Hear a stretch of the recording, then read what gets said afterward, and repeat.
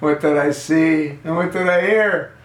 Well, I heard Sylvia Mathews Burwell. You know who Sylvia Mathews Burwell is? Well, she's the HHS Secretary. And she had a number of her associates on national television, and the purpose of their presentation was to reassure the American people of everything the Chosen One is doing to protect you and me from Ebola. Huh? You know what they're not doing? They're not doing what France did, and they're not doing what England did. They stopped flying airplanes to West Africa.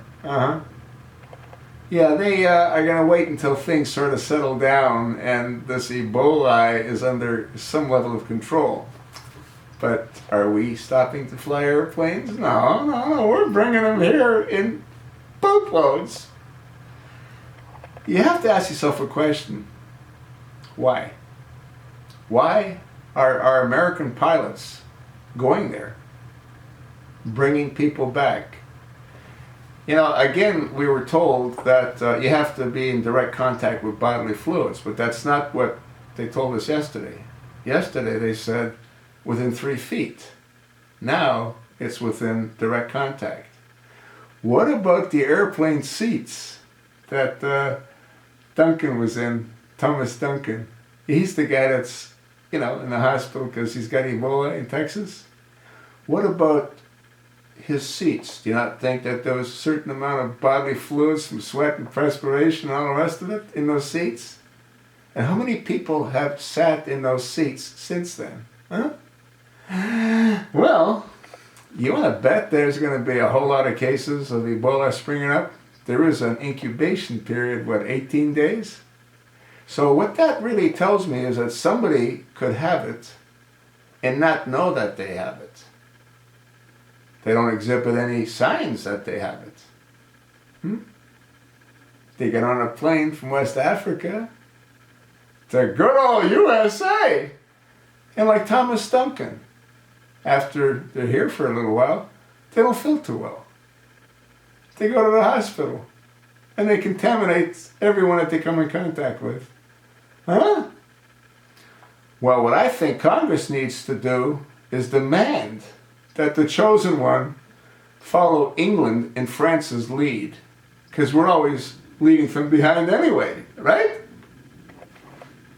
How crazy is this that we allow people from that part of the world to come here when we know there's an incubation period?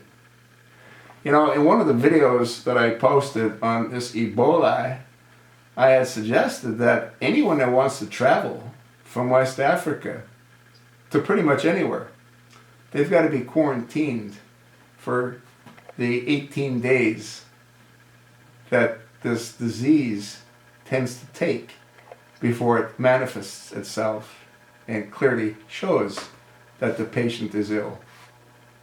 Otherwise, it makes no sense.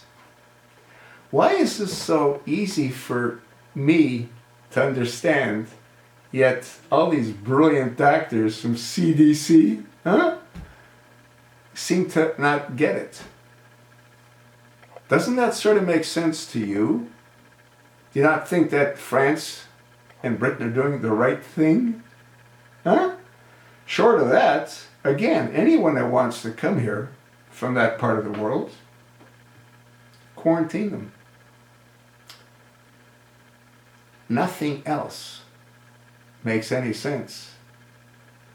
And Obama's desire to help his countrymen by spending whatever he's spending to try to help them is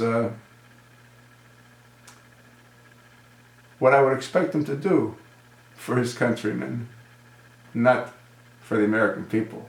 We're not his countrymen. You know who we have to thank for that? Well, that's a different story. This is crazy, folks.